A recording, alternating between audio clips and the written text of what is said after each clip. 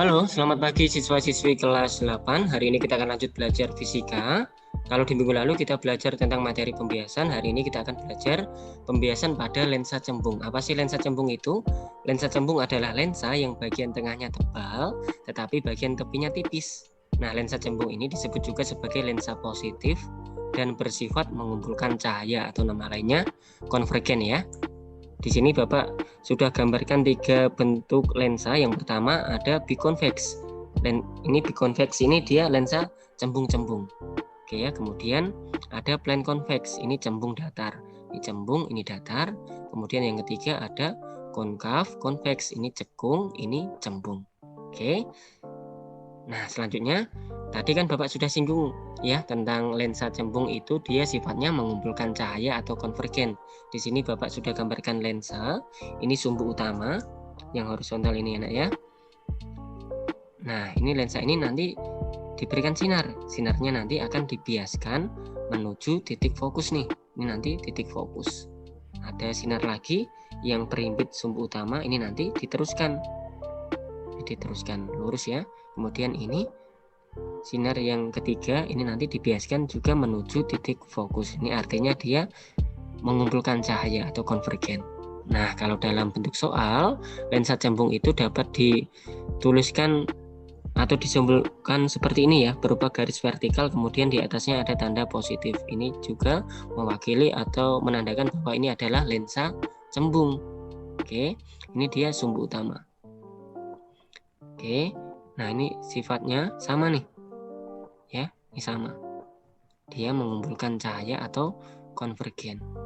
Oke, ini adalah gambar berkas cahaya yang keluar dari lensa cembung. Selanjutnya, nah ternyata manfaat lensa cembung itu banyak sekali ya. Ternyata lensa cembung itu digunakan pada kacamata yang mungkin kalian pakai, kemudian pada kaca pembesar atau lup, lalu pada teropong, kemudian pada mikroskop, pada kamera, dan masih banyak lagi. Oke, selanjutnya kita akan belajar tentang bagian-bagian lensa cembung. Nah, kalau di cermin, bagian cermin kan ada yang bagian terang, kemudian ada yang bagian gelap. Nah, di lensa ini dia ada dua sisi nih, kiri dan kanan. Ini sama-sama terang ya. Untuk sisi yang sebelah kiri, ini kita tuliskan F2, kemudian ini P2. Ini fokus 2 ya. Fokus 2 ini P ini pusat kelengkungan lensa. Kalau sebelah kiri ini F1, ini titik fokus aktif F1. Kemudian ini P1 ini titik pusat kelengkungan. Sama kiri dan kanan.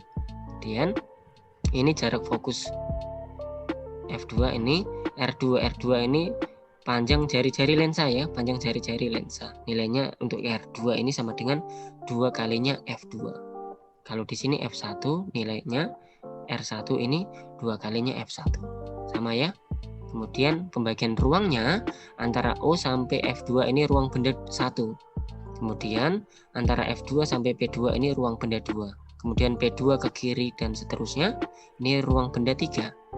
Oke, selanjutnya nah sebelah kanan ini ya, kanan bawah ini ruang bayangan 1. Ini antara titik O ini titik pusat optik ya, sampai F1 ini ruang bayangan 1, kemudian F1 sampai P1 ini ruang bayangan 2. Ini ruang bayangan 3. Selanjutnya masih ada satu lagi. Di sini bagian bawah kiri bawah ini ruang bayangan 4. Kemudian di sini nanti ada ruang benda 4. Ini ruang benda 4 ya. Karena ini sama-sama posisi terang, bisa ditempati benda. Oke. Kemudian keterangannya Bapak tuliskan di sini ya. Oke, selanjutnya. Nah, kita sepakati kalau sebelah kiri ini bagian depan lensa. Nah, biasanya sinar datang itu dari kiri menuju ke kanan. Kalau yang di sini dia bagian belakang lensa. Oke. Bapak lanjutkan di sini. Sinar-sinar istimewa pada lensa cembung. Yang pertama, sinar datang sejajar sumbu utama dibiaskan melalui titik fokus 1. Ya, ini sinar datang sejajar sumbu utama dibiaskan melalui titik fokus 1. Gambarnya seperti ini ya. Next. Yang kedua, sinar datang yang melalui titik fokus 2, melalui titik fokus 2 di sini dibiaskan sejajar sumbu utama. Oke, ini sejajar sumbu utama. Sumbu utamanya yang ini, Nak ya. Ini sumbu utama. Kemudian yang ketiga, sinar datang yang melalui titik pusat optik. Titik pusat optik ini yang O di sini akan diteruskan. Ini tanpa ada pembelokan ya. Ini sinarnya lurus. Oke, selanjutnya. Nah, ini kita akan belajar lukisan bayangan pada lensa cembung. Misalkan ada sebuah benda ditaruh di ruang benda 1 di sini ya. Kemudian kita pakai sifat sinar yang pertama, sinar datang sejajar sumbu utama dibiaskan melalui titik fokus 1 di sini. Oke, kemudian kita pakai sifat sinar yang ketiga nih, melalui titik pusat optik. Nah, kemudian kita pakai garis bantu. Nah, ini garis putus-putus yang pertama, ini garis putus-putus yang kedua. Nah, terjadi titik perpotongannya di sini. Maka bayangannya terbentuk di sini ya. Ini bayangan yang terbentuk. Kemudian ada aturan ruang di sini ya. Aturan ruang ini di sini. Ruang benda ditambah ruang bayangan ini nilainya 5. Contohnya di sini ya. Ini bendanya ditaruh di ruang 1. Kemudian ruang bayangannya di mana? Bukan di ruang 2 ya, tetapi ruang bayangannya ini di ruang 4 di sini. Ini ruang bayangan 4. Ketika benda ditaruh di ruang benda 1, maka bayangannya terbentuk di ruang bayangan 4. Berarti ini 4, maka totalnya 5. Gitu ya, Nak ya. Selanjutnya, menentukan tegak atau terbaliknya dari sini nih. Tegak itu jika ruang benda di 1, kemudian bayangannya di 4. Ini nanti dia tegak sama-sama di atas. Kemudian kalau terbalik, jika ruang benda atau bayangannya ini antara di posisi 2 atau ruang 2 dan 3 ya. Kemudian menentukan diperbesar atau diperkecil. Di sini, misalkan ruang bayangannya lebih besar daripada ruang benda, maka ini diperbesar. Contohnya seperti ini. Ini ruang bayangannya ada di 4 ya. Kemudian ruang bendanya di 1. Nah, 4 ini lebih besar daripada 1, maka ini diperbesar. Kemudian ini, jika ruang bayangan kurang dari ruang benda, maka ini nanti diperkecil. Oke, di sini Bapak tuliskan sifat bayangan jika benda di ruang 1 ini ya. Jika di ruang 1, maka oke, maya ini jika bayangan di depan lensa. Ini ya, khusus untuk lensa. Ini jika di depan lensa, ini bayangannya bersifat maya. Ini berbeda dengan yang cermin ya. Oke, kemudian sama tegak, ini sama-sama di atas. Bapak sudah sebutkan tadi di sini, benda di ruang 1, kemudian bayangan di ruang 4, maka ini sama tegak. Kemudian diperbesar ya, ini menjadi lebih besar. Bapak tadi juga sudah sebutkan. Nah, bayangan di ruang 4 ini ya, bayangan di ruang 4. Kalau diperbesar ini tadi Bapak sudah ya, ruang bayangannya 4, ini lebih besar daripada ruang bendanya 1, maka ini diperbesar gitu. Oke, next.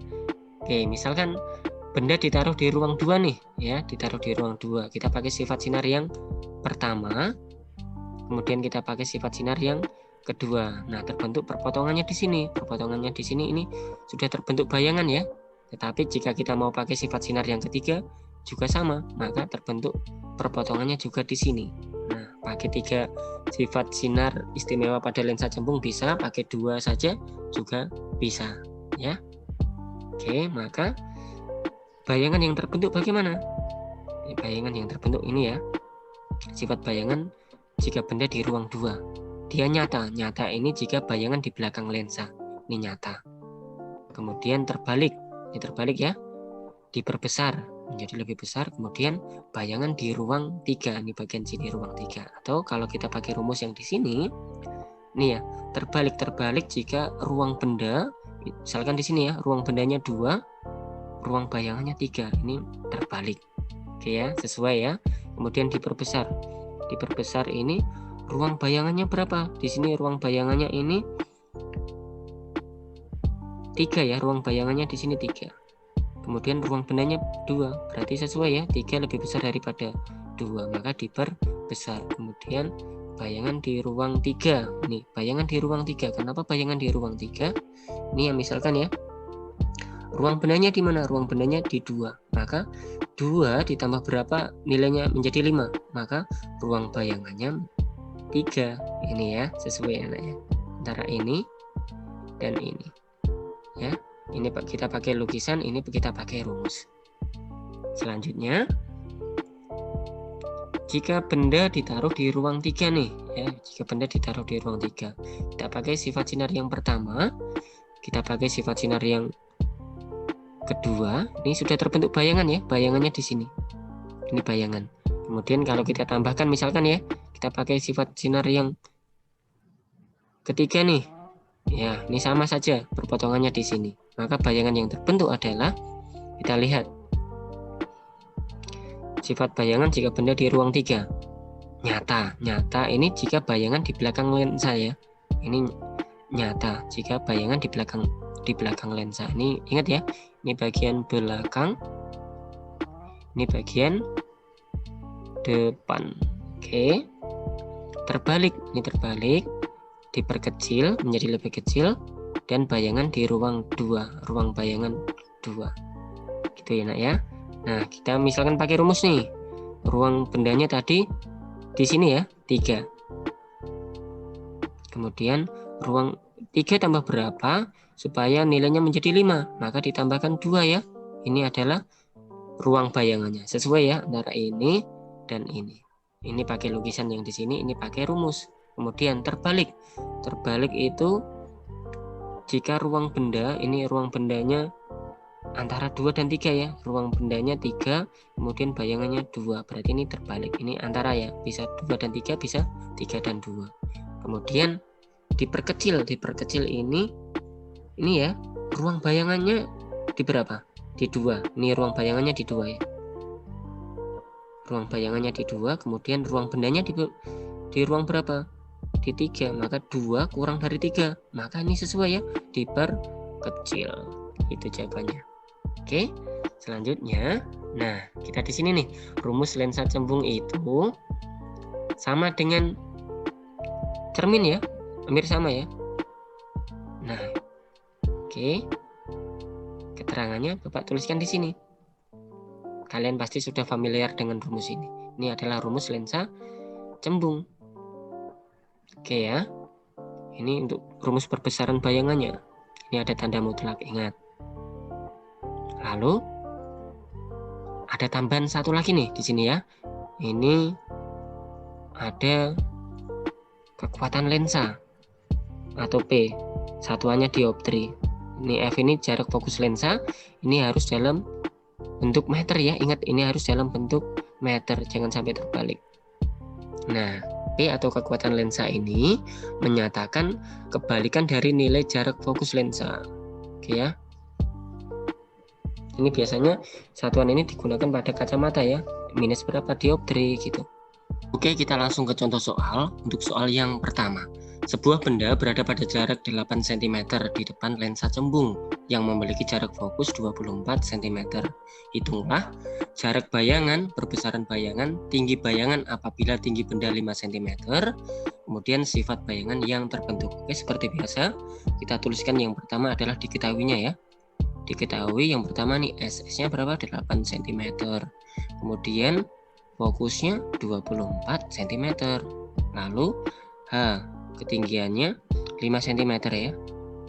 Kemudian yang ditanya A, B, C, dan D. Oke, untuk yang pertama kita kerjakan yang A dulu. Berarti 1/F sama dengan 1/S plus 1/S arsen.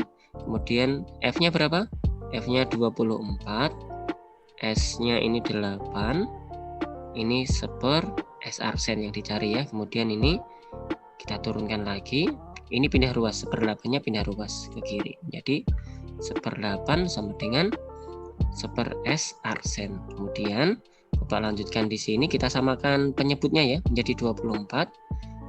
24 dibagi 24 kalikan 1, nilainya 1. Kemudian yang ini 24 dibagi 8 didapatkan 3. 3 kali negatif 1 nilainya adalah negatif 3. Ini turun ke bawah. Bapak lanjutkan di sebelah sini. Ini nilainya menjadi negatif 2/24 ya nak ya.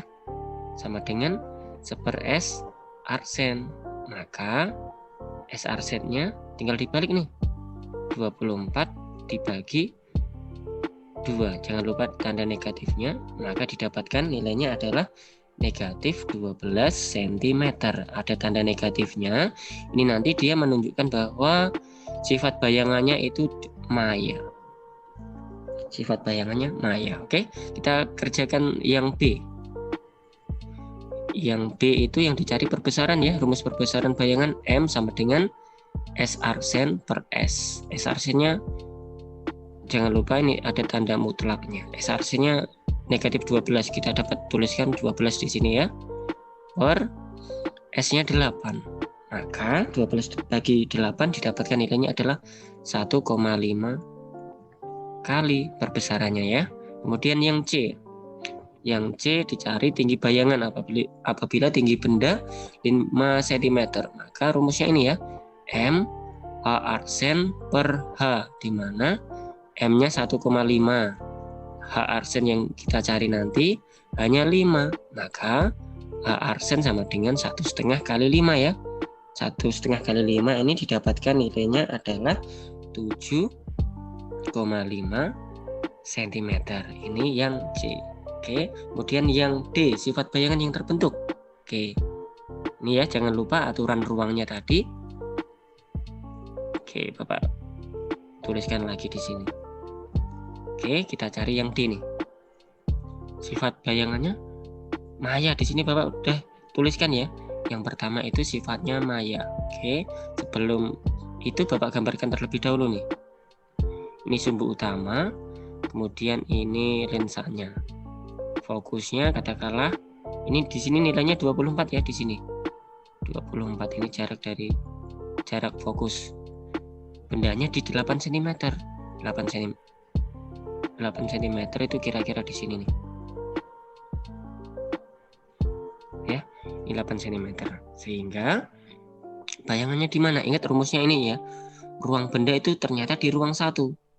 1 tambah berapa supaya dapatnya 5? Maka tambah 4, berarti bayangannya ada di ruang 4. Ruang 4 itu ada di sebelah kiri di sini ya. Di sini ruang 4, berarti bayangannya nanti di sini.